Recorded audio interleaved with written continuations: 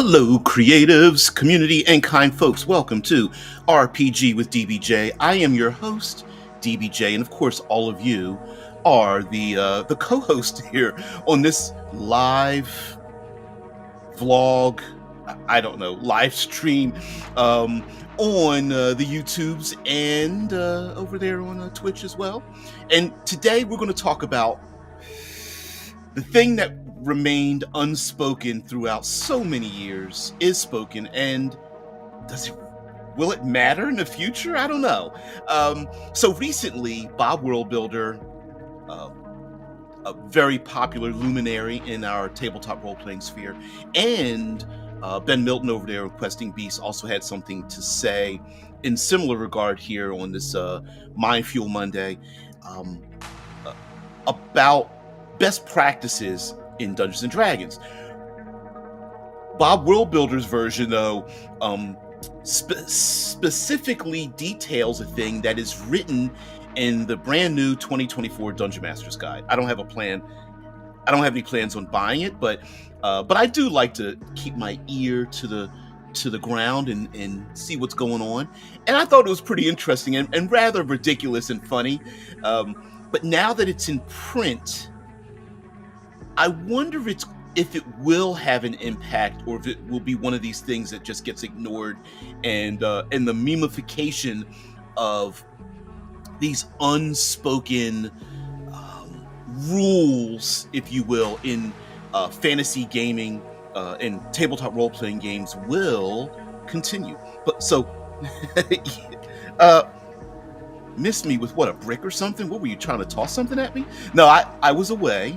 I traveled from the Ohio Valley down to about an hour east of Atlanta to see some family and things, and family and friends for Thanksgiving, a holiday here in the United States. And it kind of accepted around. It spread its way around the world, I think. Lots of trends that start here in the States tend to be that way. Good morning, everyone. Thank you very much. Or at least morning here at 6 a.m. Eastern Standard Time. All right, so the what I wanted to get into, and I guess I'll show a little clip of the video. Really, I wanted to show you something that is free to discover yourself. It is literally on D&D Beyond, and but I did want to share out, like, I do think it's a little bit ridiculous. So what do I mean by ridiculous? So Bob Worldbuilder put out a video, and let's see, we'll call this, is that him? Yep, that's it. All right, we're gonna put out Bob here. I don't think he will mind too much. So Bob Worldbuilder put out a video. Oh, I gotta go back. Let's go all the way back to here. And there's a pretty ridiculous thing that was mentioned, and I'm going to let him describe it to you guys, if you don't mind. For you little power gaming over-optimizing... Okay, I'm just kidding. But the rules aren't physics. The rules of the game are meant to provide a fun experience. Imagine that, just having fun playing instead of winning the game. Not to describe the laws of physics in the worlds of D&D, let alone the real world. Don't let players argue that a bucket brigade of ordinary people can accelerate a spear to light speed by all using the ready action to pass the spear to the next person in line. Everybody, this has been around for, has it been 30 plus years, 40 years maybe? It's this ridiculous peasant railgun thing, and the Dungeon Master's Guide, the 2024 version of it, at least the free version that I've been able to see on D&D Beyond, mentions this. I'll let him describe just a little bit more.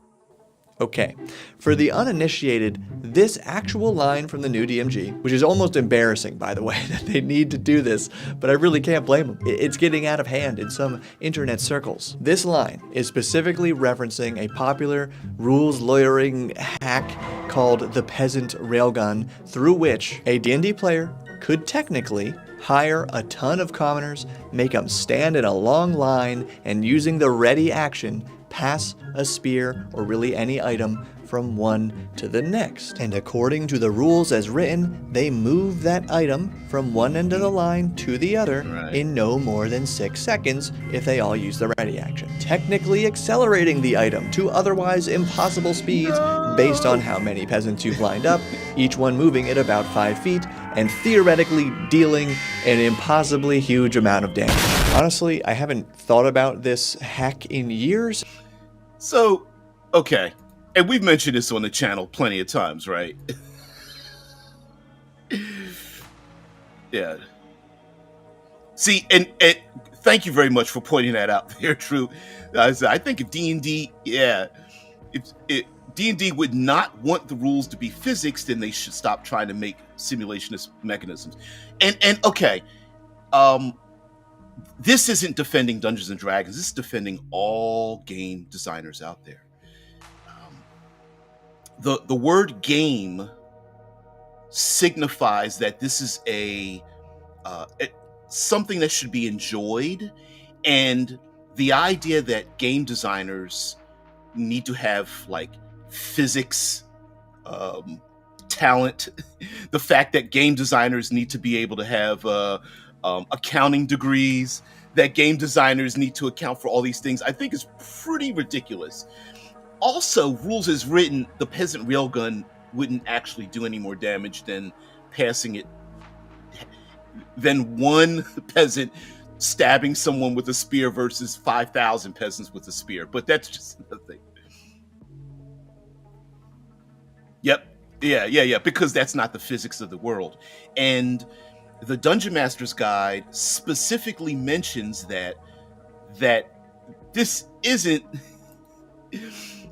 The game isn't about physics. And I know, listen, sometimes many of us that play role-playing games are in industries where we are experts in what we do, whether you are a volunteer firefighter, you are an urban planner, you are a teacher of literature or something of that nature. And a lot of times we want to feel empowered because we have a special knowledge about something, be it physics or astronomy or some social dynamic or something like that.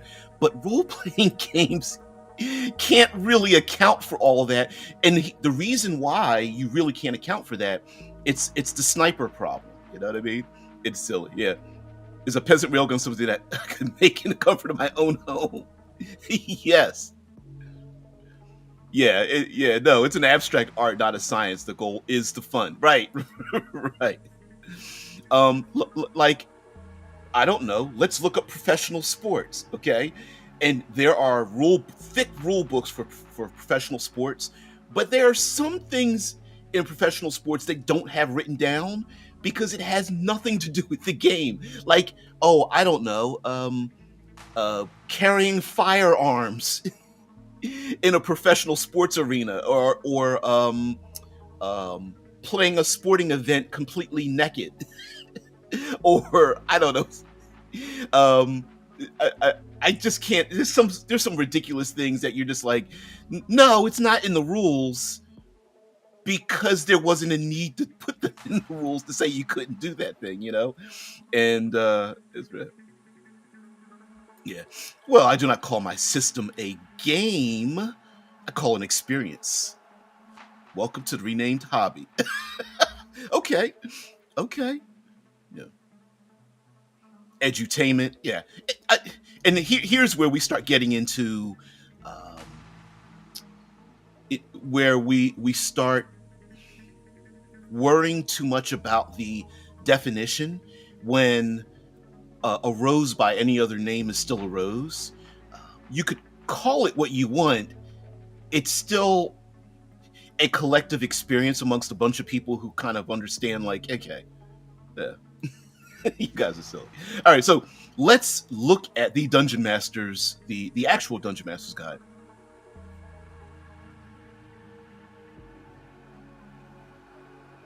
Dead Man says the peasant railgun breaks down when you realize it takes one ready action to pass the spear to someone else. One ready action, yeah, for that person to take it.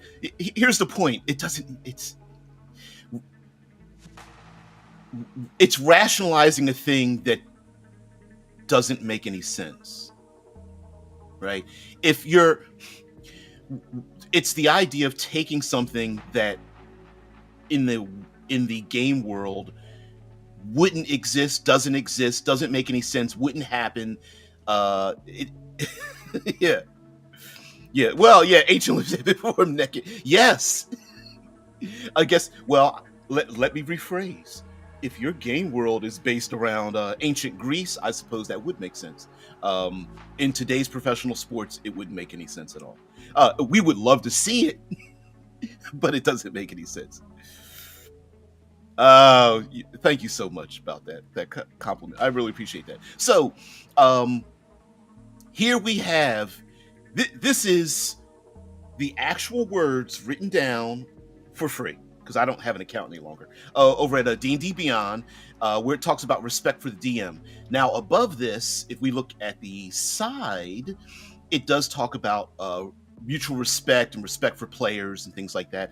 And it bothers me in a ironic kind of way that it took like 40 plus years to actually put this in writing, but also that it even needed to be written down, but glad it's in writing, right? Because for all those rules lawyers, and we here have always talked about this on the channel, where like rules lawyers never turn to the page in the book where it says, if the dungeon master, game master, storyteller, flame tender, whoever, narrator, keeper, warden, anyway, doesn't like something or wants to modify a thing, or if it's not bringing fun and enjoyment to the group, that you can change it.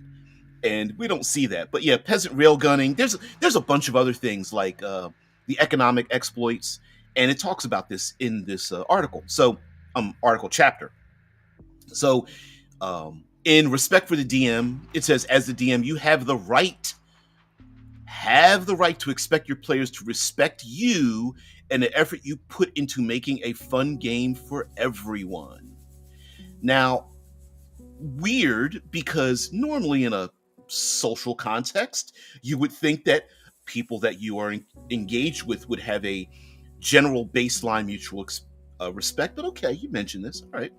And then it goes into player die rolling, like players should roll their dice in full view of everyone. If a player scoops up their dice before anyone can see what they rolled, encourage that player to be less secretive. And then it even talks about the silly things that happen, like when a die falls on the floor, do you want to count it or re-roll it? When it lands cocked against a book, do you pull the book away and see where it lands or re-roll the die? And sometimes we've had some fun, especially this, of course, deals with in-person dice rolling, but there's some fun antics about that, of dice spilling on the floor and then going like, it's a 20, and everyone's like, it doesn't count, and all. Part of that can be kind of fun, but yeah, putting down some base rules for that was also pretty good. Social contract of adventure. And listen, I've said this plenty of times, but here it is. The Dungeon Master, you must provide reasonably appealing reasons for characters to undertake adventures you prepare. Okay. In exchange, the players should go along with those hooks. Right? Oh, well, let's see if I can do that. And I find that pretty ironic that you even have to put this in the game. But yes, making characters that want to adventure, and when you specifically, as the dungeon master, game master, whatever, said, hey, I'm designing this adventure where you guys go to this heretofore unseen island, and now this island has revealed itself and you're going to travel there, and your players are making up every reason in the book to not go. Like, no, you're going on the island cruise. You just need to make a reason why your character wants to go. And again, social contract, having a discussion about making characters that wanted to adventure. I find it very strange for people who make characters in games like these that don't actually want to put themselves in danger, they don't want to do the thing the game is asking you to do, which I wish more games would ask people to do that. But yeah.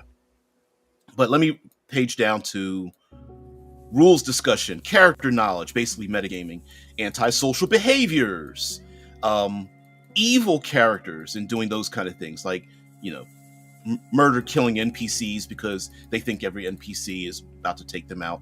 But here, players exploiting the rules. And here is the part that Bob Worldbuilder pointed out. Rules aren't physics.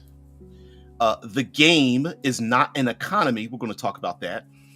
Combat is for enemies. I've seen this exploit plenty of times. And rules rely on good faith interpretation. But let me go back to what you guys are talking about here.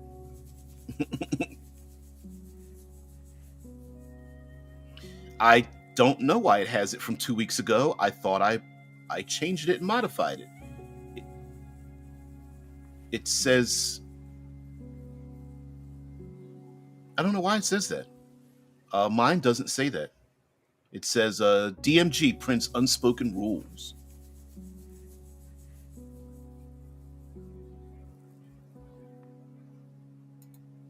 Yeah, I don't know why. It says I don't do hooks. Honestly, I find it still wrong. I don't know. It's just, listen, when you're talking about the average player and the new players and people that have problem situations, I think it's always good to have something that, if you're going to invest your time and energy, it's always good to have something to rely on that's a baseline for everyone to come back to and go, okay, I get, we're all on the same page, and no matter what that experience is. So, and I'm not talking, this relates to anything beyond role-playing games, right? So if you're having a family outing and you have a rule where we're like, listen, when you come around family, listen, don't talk politics, don't talk money, don't talk religion. Those are like the big three. There's like a fourth one in there somewhere, but those are the big three that I can think of. It's like, yeah, you don't do it.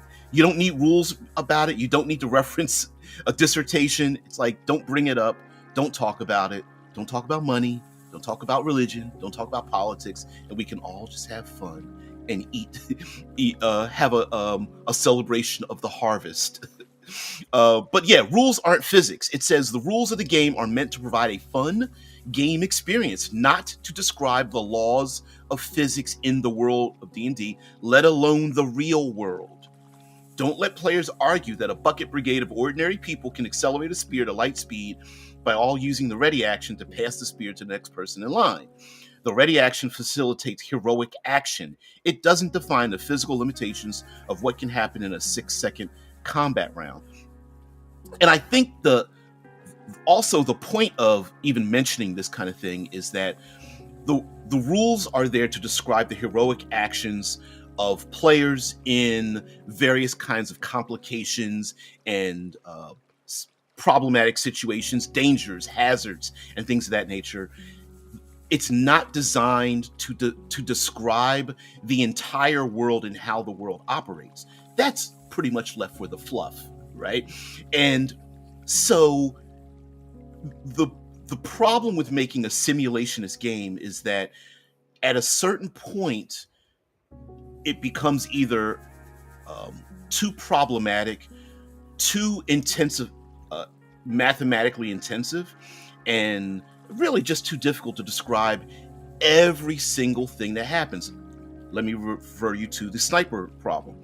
We watch a movie or television show, we see a sniper on a rooftop or a window, they show the crosshairs of a person far away, and the assassin goes to get ready to take the shot. Maybe one of our protagonists is looking around for the sniper, and they're looking around, and we have tension building.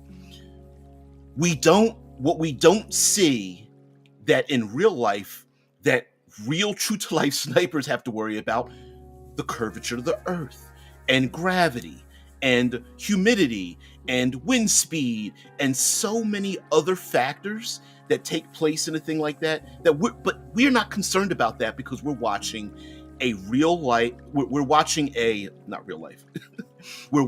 a thing that is supposed to represent real life, but it isn't. We're watching a movie or a television show. Now, if you're watching a documentary, like I used to watch plenty of like military documentaries that would talk about those things, but in a regular TV show, yeah, it's not going to be that accurate. Sometimes people get upset when television or movies are like inaccurate, and it's like, yeah, sometimes you can go a little too far with that, but at the minimum, it's entertainment first, real life second, entertainment first, physics second. And so we can forgive some of those things because if we are worried about more of a story rather than the plot exploits and things, because we can start to get into so many things like characters going to the bathroom. I remember watching the television show 24 that was timed out for 24 hours, and every episode was an hour long, and it was an hour of the show. And the joke was that during commercial breaks, all the characters in the show would go to the bathroom and then come back, and it's pretty ridiculous, right? It's like, yeah, the game is not an economy. We see this a lot where players, real economists, players are scratching their heads like the value of this thing or buying this thing doesn't make sense because it would throw off the economic balance of the game or something like that. It's like, yeah, but the game is not designed, both this game and most role-playing games are not designed to be economic analyses of a balanced economy. It is just, listen, this item costs 5 silver pieces, this item costs 10 gold pieces.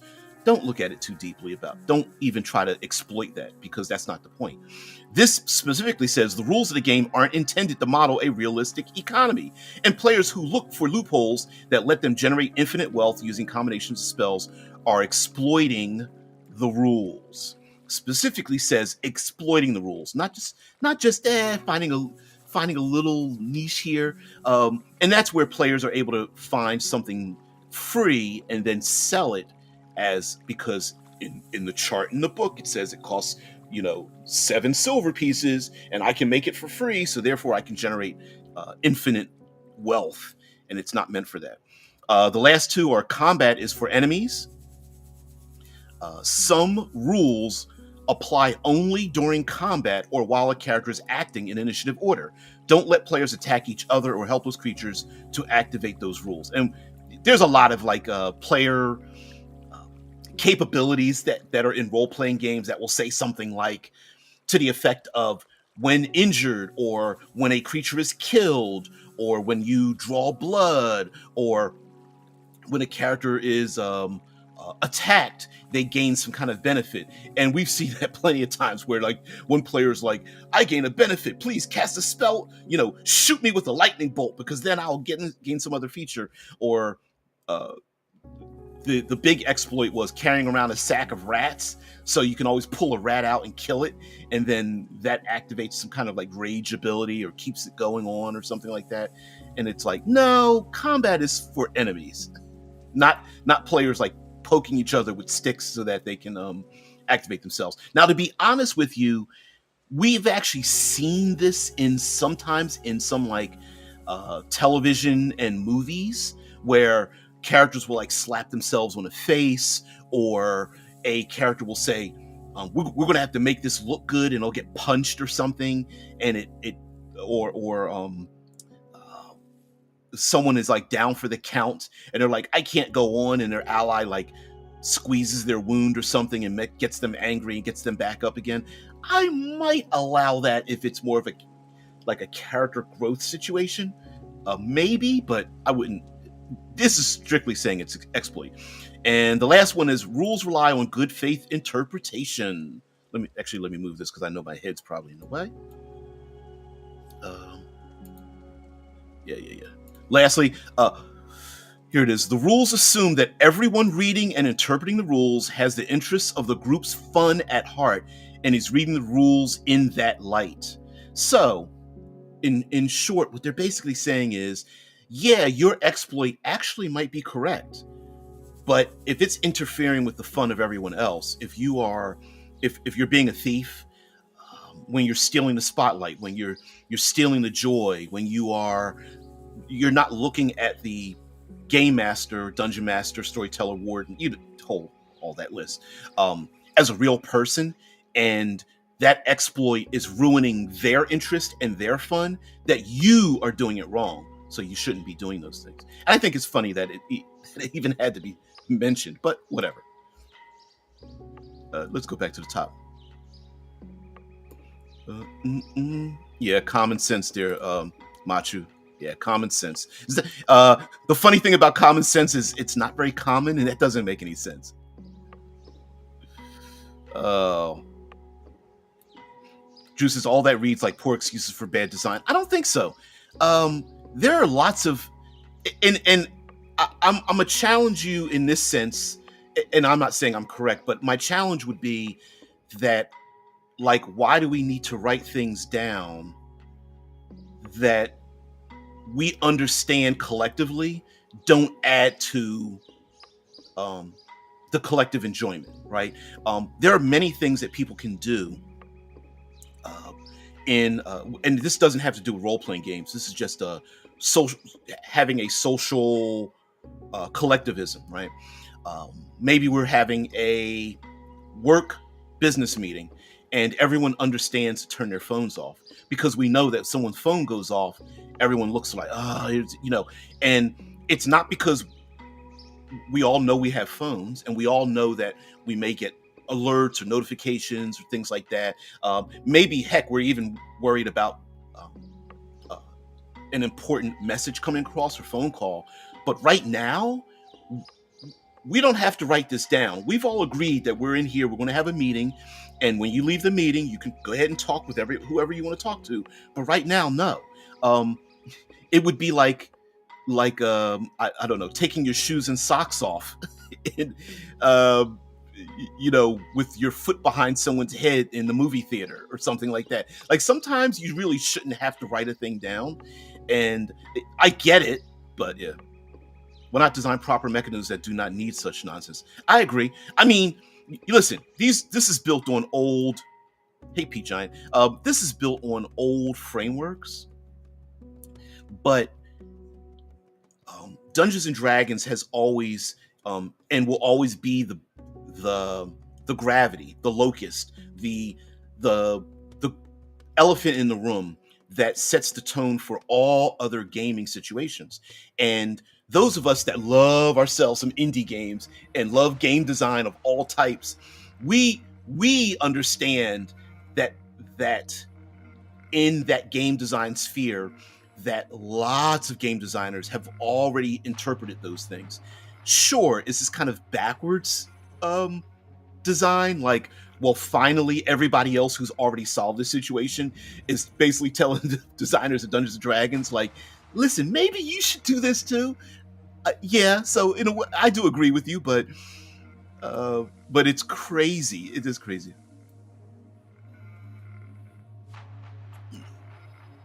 Yep, you know what? Yeah, we all knew that D&D is not physics. The stats for the spear show that very clearly. Is so bad for a weapon that dominated the battlefield for millennia. You know what? I have thought that ever since the game came out. It was like, how's the longsword like better than a spear? It's longer, it's more common, more people would know how to use it. It was used in battle. You're so right. I always wondered that. Like, couldn't we just design? I wondered what Dungeons and Dragons would be like if you design it like, I don't know, call it staff and spear, and like make those the dominant weapons and stuff. Yeah. Oh, I don't know. I think I would. I'm more of a half full, more than half empty kind of person. I just wish we had space for the designers of each age to graduate up to becoming those individuals who then put their mark on this game. Unfortunately, it's not. The goal is not to work for Dungeons and Dragons. The goal is to make your own damn thing now. It used to be that used to be the goal, right? That was like, hey, I play the game, then I'm going to design my own thing for the game and publish my own stuff, and then that popularity would then get you noticed to then graduate up to the big leagues, and yeah, spears and spiders. That'd be kind of cool. But yeah, it's yeah, I'm with you with that one. Now, mind you, there are games that where like the more realism, grittiness, things like that already exist in those games. This isn't one of them. This is heroic fantasy. So, P. John says having a mechanic for something removes it from the fictional part of the game, removing it as a focus. As an example, Mothership doesn't have stealth mechanic because it is a focus of that game. We're going to have to bring that up. And Drew is the one that brought this terminology to me in my mindset and reminded me of, because I remember seeing it before. That's the fruitful void mechanism. And the fruitful void is specifically not having rules for a thing so that we can have a back and forth interactive discussion and fun dissertation, I guess, analyses of doing that said thing, because that's why there isn't a rule for it. And there are a number of indie games, Mothership being you specifying that does not have a stealth mechanic because they want us to have a discussion about being stealthy rather than rolling dice and moving past it. So it's called a version of it is called the fruitful void.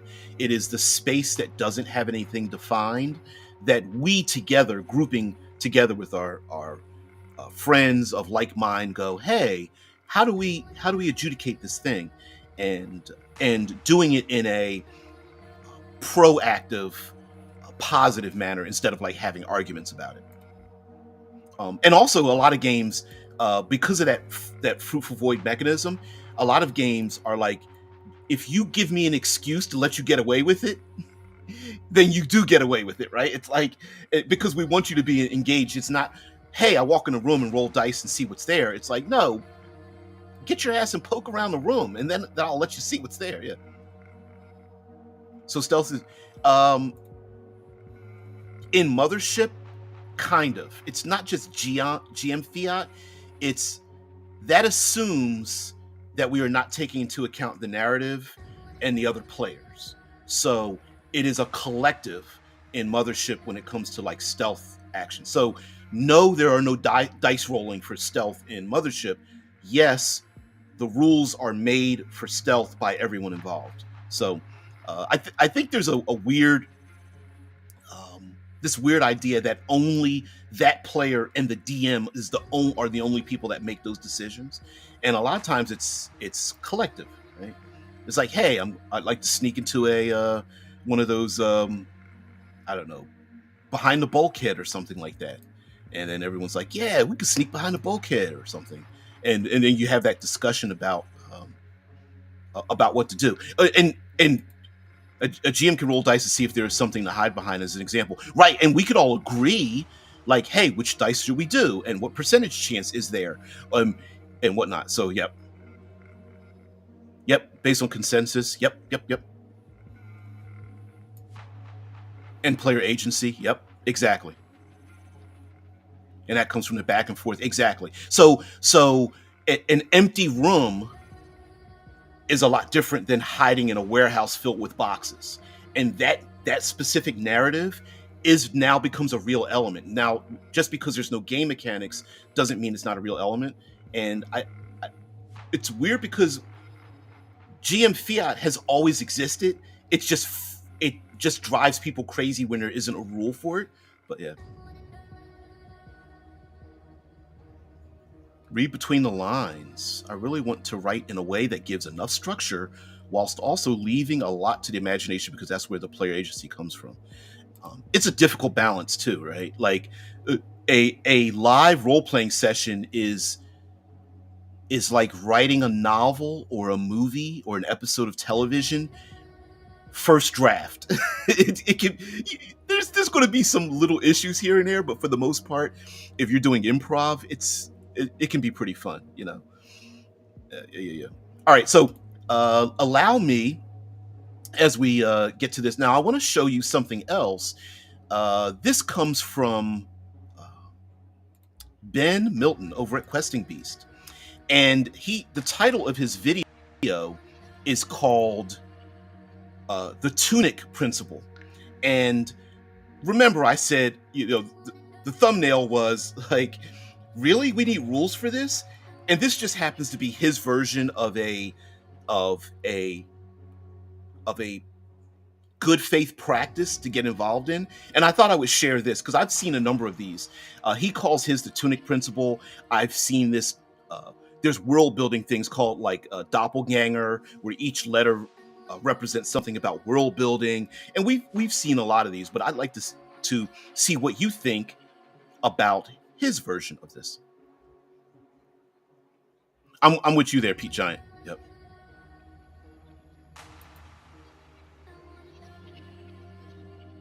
Yeah, and Anon says, if the GM is the final arbiter of what is true in the shared fiction, then there's a GM fiat regardless of how much discussion is had. But that has always been true. That's true for any endeavor, non-role playing, any endeavor that has someone that is a referee.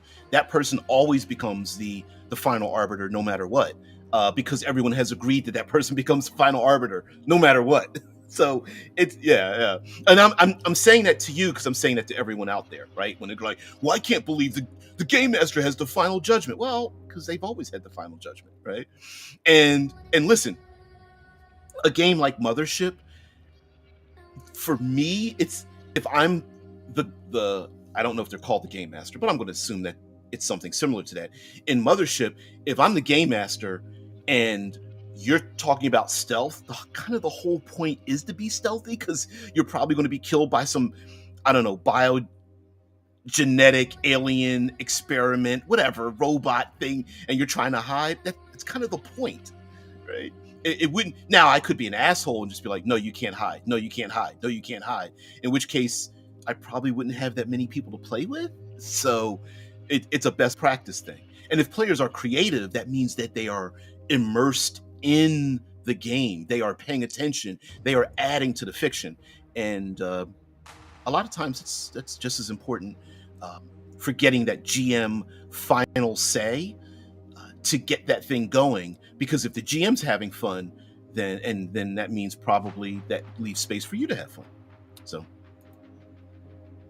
Juice talked about her design. I can't wait to see it. Removed all capability skills from my system design. So just don't want to gamify that. But instead have the players think more about who their characters are instead of what they do. Very, very Indiescape in that regard, right? It's not about how strong and fast and smart I am. Sometimes a lot of indie games go with like, how determined are you? How do you feel about the thing? Are you dedicated to that thing? So let's hear this TUNIC. So we're all on the same page. All right, let's see. I'm pretty sure I got it at the right spot. This element of openness was truly revolutionary and allowed for new experiences in gaming that were not possible before. In an open-ended game like an RPG, you can have these truly free choices that have a lasting impact on the game that neither the game designer nor the game master could anticipate. So if this is a feature that really sets role-playing games apart, these open-ended choices, then in my view, this is what any game session should really be focusing on. This takes us back to the principle that I mentioned before, TUNIC. TUNIC is an acronym and it stands for Time Until Next Impactful Choice. And it's something that I have running in my head, at least subliminally, pretty much all the time that I'm running a game.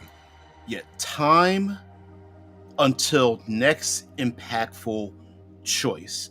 And I like the way that's put together. Now, I don't know whether he created this or found it somewhere else. We love ourselves some acronyms and definitions in our tabletop community. And while I've never heard it framed like that, I absolutely agree with it. So let's let him cook a little bit more, and then we'll have a discussion about that as well. This is especially important near the beginning of the game. I want to give the players an important choice that will have a long-term impact. For example, most recently I was running the Waking Willoughby Hall with my local group, and I gave them a choice right away. They had entered the manor, And I had the thieves run out of the forest nearby, being chased by a giant heading towards the manor where the players were hiding. So, for those who don't know, he wrote an award-winning adventure, The Awakening of Willoughby Hall, and in it is described as an award-winning adventure because many aspects of it are providing situations without solutions. And I love providing, placing in front of players situations, problems, conflicts, and having no solutions for it and letting the players be creative. But I'll let them cook just a little bit more, and then we'll maybe... So right away, they have a choice. What are you going to do? You could try and lock the doors and force the thieves to do something else. You could let them in and help them hide and keep them safe from the giant. There's a whole bunch of options that are possible. Now, it turns out the players decided to lock the thieves out, and then once the thieves had run off, they decided to fight the giant on foot, and this resulted in one of them getting picked up and thrown through a window back into the manor. It was kind of crazy. I could never have predicted that was going to happen, and it really set the tone for the rest of the session. So, but the TUNIC idea, I really like it.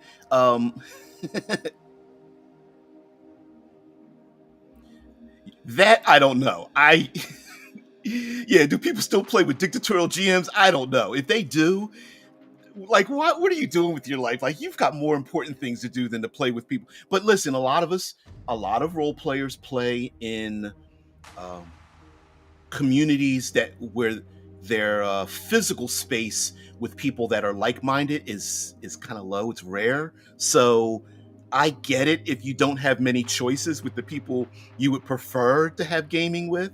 Now online, a simple click off and you never have to see them again. But yeah. Yeah, I don't know. I'm with you there, Drew. Yeah.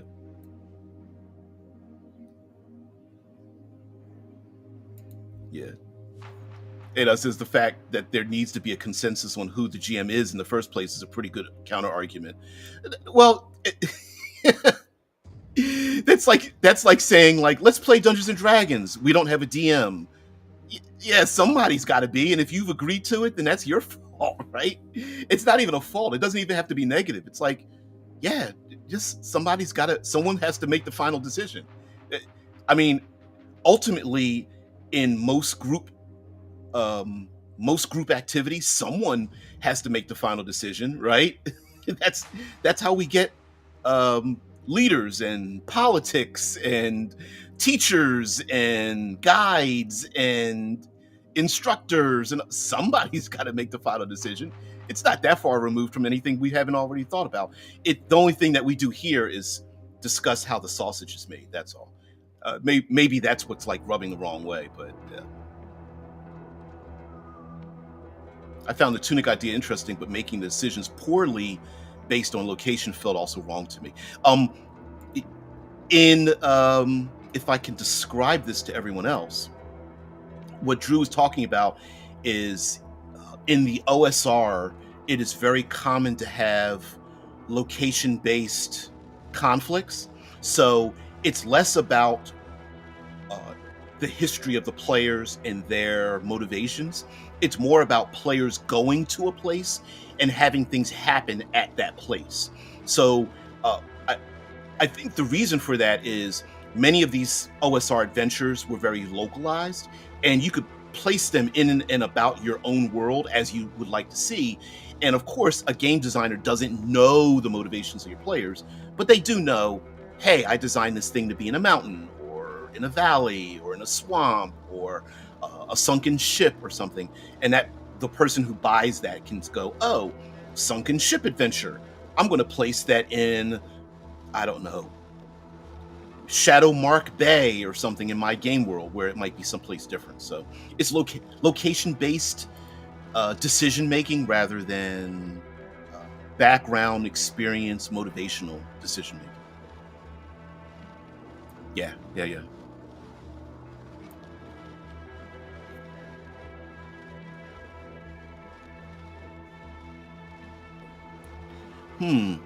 Okay, so let's get in. So Anon says if TUNIC or time, I'm trying to remember, time until next important choice is important, then the procedures of play should not just allow for it, but actively facilitate it, which I do agree with that. So which ones do and which ones work against it? It depends on how much of the void you would like to embrace or get rid of in your game, right? We know we talk about so many different role-playing games over here.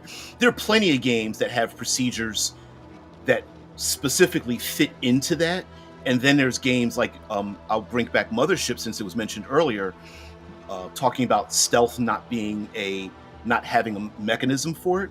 Some games allow for the void to fill the void with whatever your decisions are. An example would be a giant picking up a player and throwing them through a window. Many games don't have that. Impactful, not important. Yeah. Yes. Yeah. You make a point about that.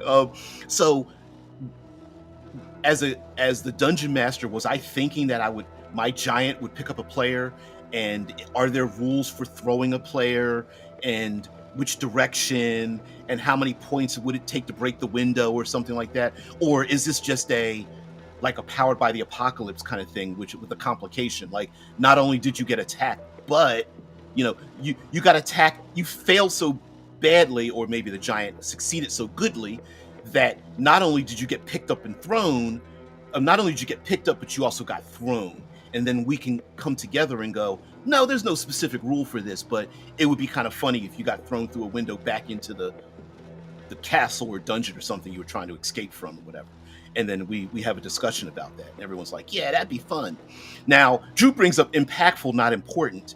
And I think that depends on the group, the situation, right? Like impactful can change the circumstances of whether the players are going to be very successful or not in a particular situation.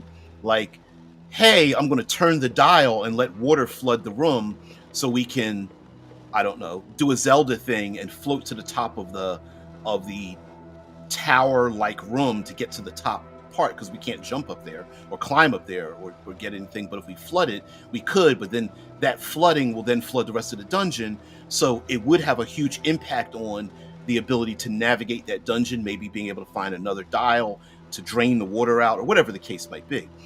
But, was it important because the players just leave the dungeon and it doesn't really matter for the next session? Sure. So I do agree that, and mind you, Questing Beast, Ben Milton specifically is extremely OSR focused in his channel. So be aware that he specifically is coming from a point of view that he's a proponent of that kind of thing. And OSR gaming has a lot of voids in it when it comes to filling in the gaps of having dynamic and important and actually character focused interactions. And you can always throw that in there. I mean, my thing is, just because you have bandits on a road doesn't mean you can roll. You just have to roll your eyes and fold your arms and like, this is stupid. I mean, we as creators can always make those bandits, maybe one or more of those bandits are related to the player, or maybe the player has been tasked with getting rid of the bandits and hasn't been able to do so, and this is affecting their reputation, or the character used to be a bandit and isn't one, and now these bandits bring it up again, and they invite the player back into the banditry, but they're still suspicious of the player. And you can add so many different elements into that. Was that a procedure written in the rules of this game that I'm talking about? Maybe not. But again, it's all fiat anyway, because as a group, if I decide to pick up an adventure that has nothing to do with my players, and I write notes to make it personal for my players, then that's me doing a GM fiat to make it fit with my players. Is that bad? No, but I think it's a good thing that I get to change whatever the hell I want to make it fun. And if my players think it's fun and they're like, oh, I have a personal stake in this, then more power to it. So, and that that just refers to the personal. There are very few rules, if any, that I've ever seen that prevent all of us from making something personal, shaping an adventure or an interaction personal for all of us in tabletop role-playing games. So now it doesn't mean there's procedures to help you do it, which I think is what Aderlin is like kind of talking about. Like, yeah, I get that there's space to put it in there, but why aren't there any procedures? So I get that. And I think that's just a matter of like having a taste for finding different games, finding different mechanisms. We talk about Blades in the Dark here all the time, taking things apart and putting them back together again. So, yeah.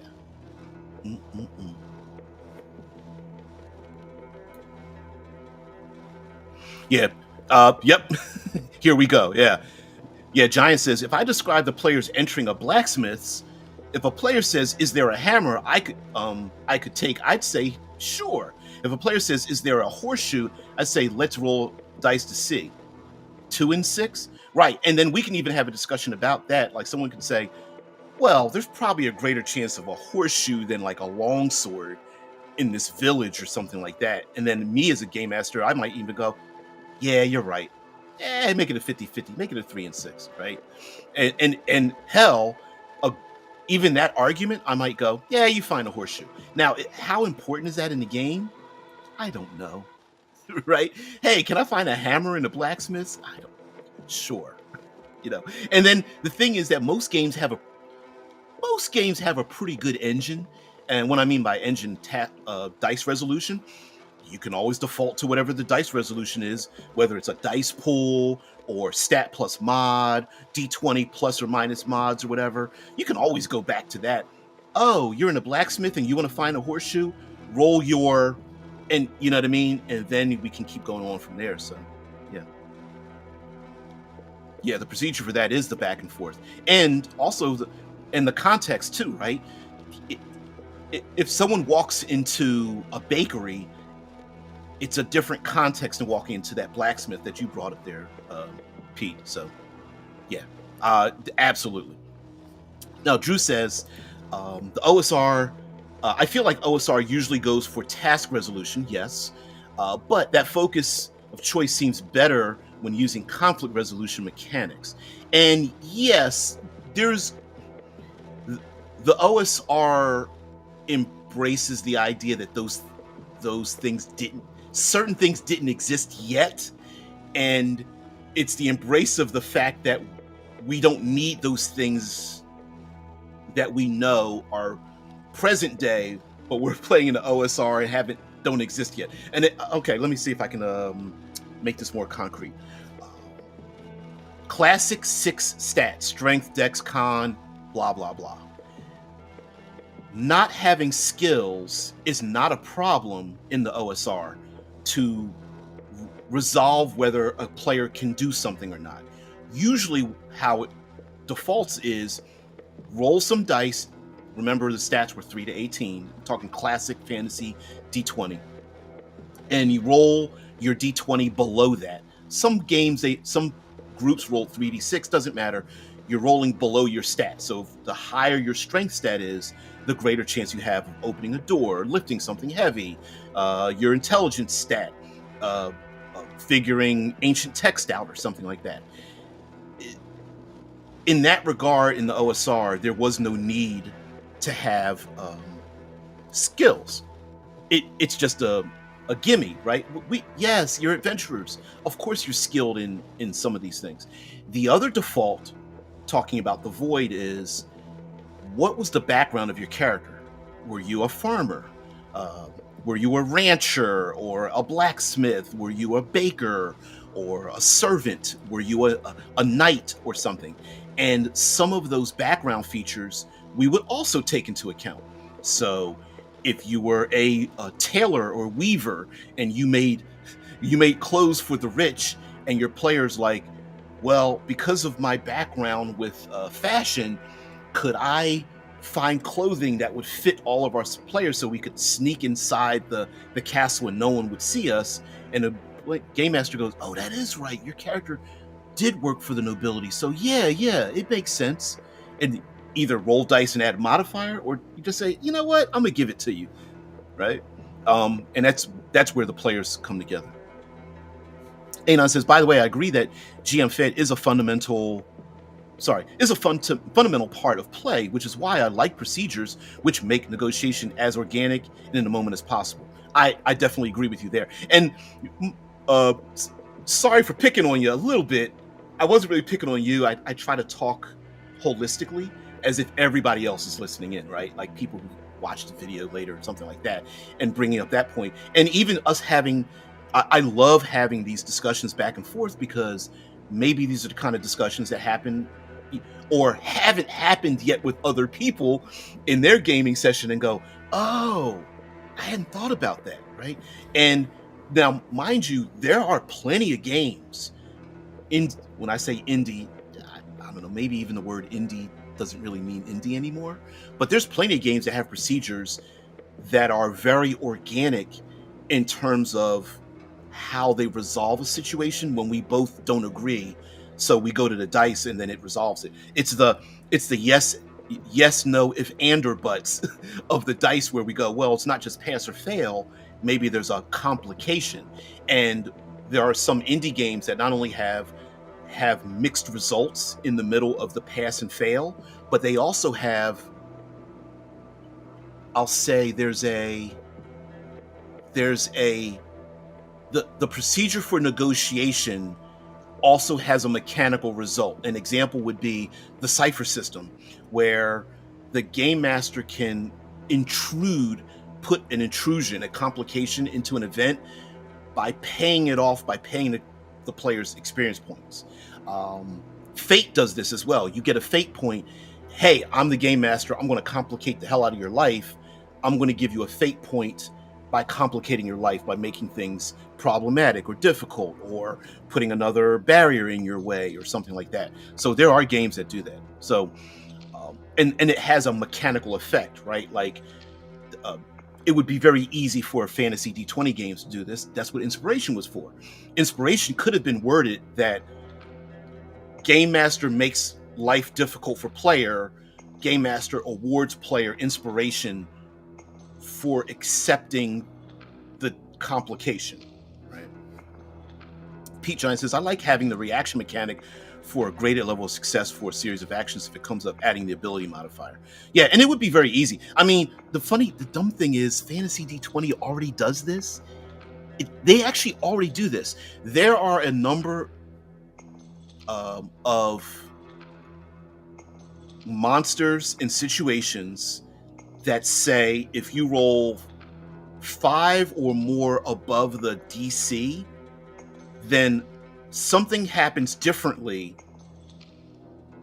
less than 5 than it does happen above 5. I believe it is the Medusa. So let's see. And let's see if we can call this up here. I'm just gonna let's roll 20.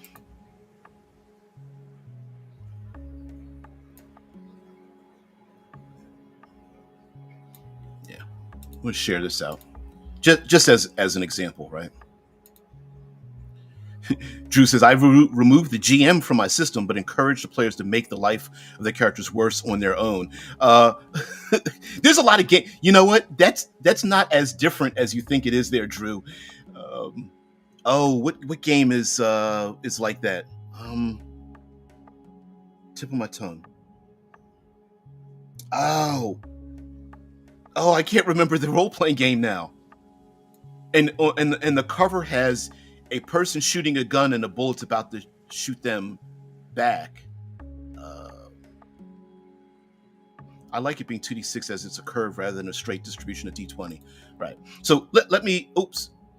I like those math distributions, but let me show this to you. So, for chain of events. Yeah. So here we have the Medusa. This is in the Creative Commons, And this is the Medusa. You know, Medusa, if you look at a Medusa, you turn to stone. But how they describe it is when a creature that can see the Medusa's eyes starts its turn within 30 feet of the Medusa can force it to make a DC 14 Constitution saving throw if the Medusa isn't incapacitated and can see the creature. I hate that wording, but yes, I get it, right? All right, so if the saving throw fails by 5 or more, the creature is instantly petrified. Right? So that's a graduated die roll, even on the D20. If the saving throw fails by 5 or more, right? But then it says, otherwise, a creature that fails to save begins to turn to stone and is restrained. The restrained creature must repeat the saving throw at the end of its next turn, becoming petrified on a failure or ending the effect on a success. And what I find odd is that +5, you could get that -5 +5, -10 +10 to have a graduated, it would be a rolling,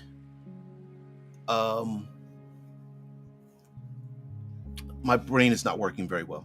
But through character mods, you could change the probabilities of falling into one of those mixed successes or failures.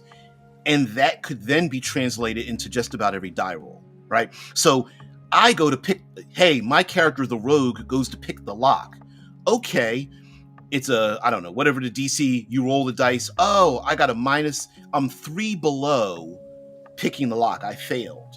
So you get a mixed success, right? And then we can start describing what that mixed success is. And you could actually make a little list of those things too, right? Like if you roll this low, you break your lock picks. You roll this low, you open the lock, but you make noise. If you roll this high, not only do you open the lock, but every lock of its similar type, you don't even need to bother rolling because you know how to unlock them, things like that.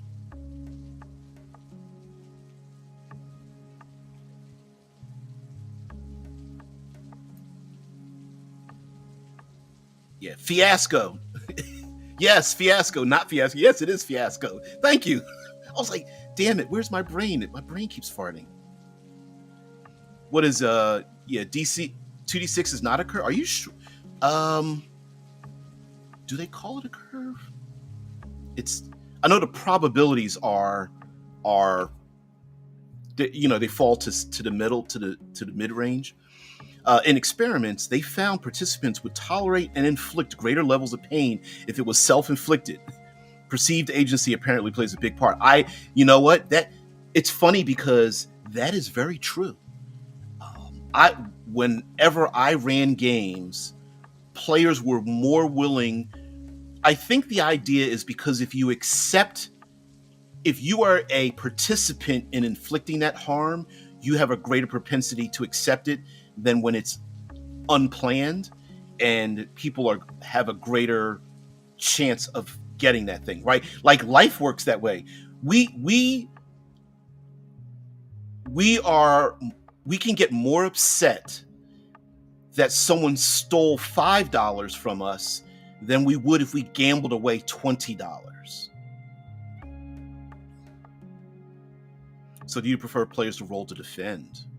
I like games where all the dice are player facing, where the players roll all the dice. That way, all that pain goes in there is on them. Yeah, I'm a very player facing person. Let me turn this off. So that's me. But anyway, I'm back from holiday. Back doing our part.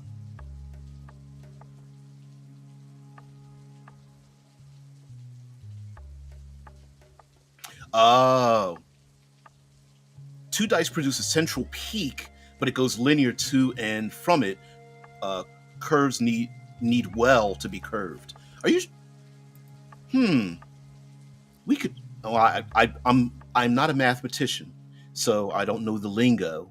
But I do know that, like, we could look up 2d6 math curve on that and the probabilities on it. And of course, the more dice you add to a feature, the greater chance it falls to the mean, the middle, or whatever. There's a whole big thing about that. And also, and of course, you guys know me. Sometimes it's just feeling, right? Like the D20 is popular because it has that gambler's high to it. It has an unexpected result that I think has a psychological wonder to it, rather than rolling many dice that have a predicted outcome. And it's all right. So anyway, glad to be back. Glad to have discussions. All kinds of stuff. We'll talk. I mean, you guys probably already know AbTab Tuesday. I'll talk about one of their products and things like that. Absolute Tabletop. Wednesday's kind of reserved for myself.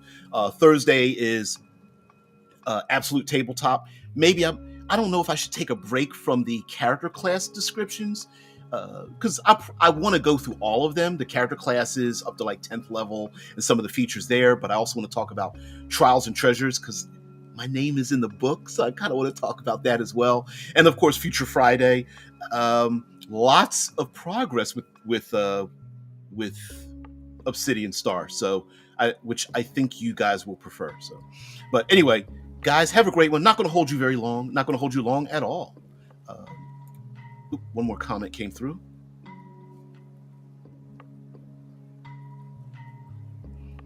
Yeah.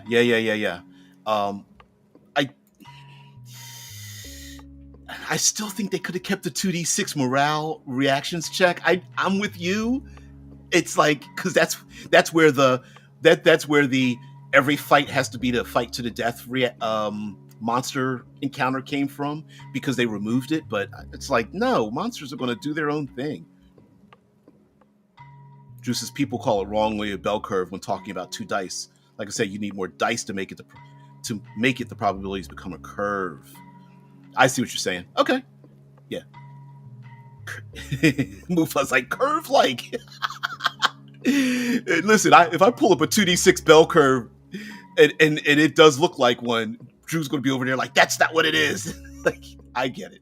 But we all understand in the gaming sphere, like the probability matrix of like 2d6. And I think it's because it's the most minimal. It is the most common dice and the most minimal dice to get a curve, unlike rolling, say, a single die, which has equalities amongst each pip, right? Yeah, I'm back. Yeah. Family. I thought about doing I love my thematic days, and I thought about doing a theme of vacation, family, friends, and harvest this week. And I said, no, because people were already going to be upset anyway. Maybe not. Drew's like, curve light. Yeah. I think it's the most minimal one. Yep. Curve light. So thank you. Anyway, the member of the Shy Squad is going to take us out here with, I hope your next fraction of eternity gets off to a good start. See you Monday, part 2. All right, everybody, have a great one. Thank you very much for being part of the show. I really appreciate it. And I will take you out. Let's go out with this one. Peace and tranquility. Bye.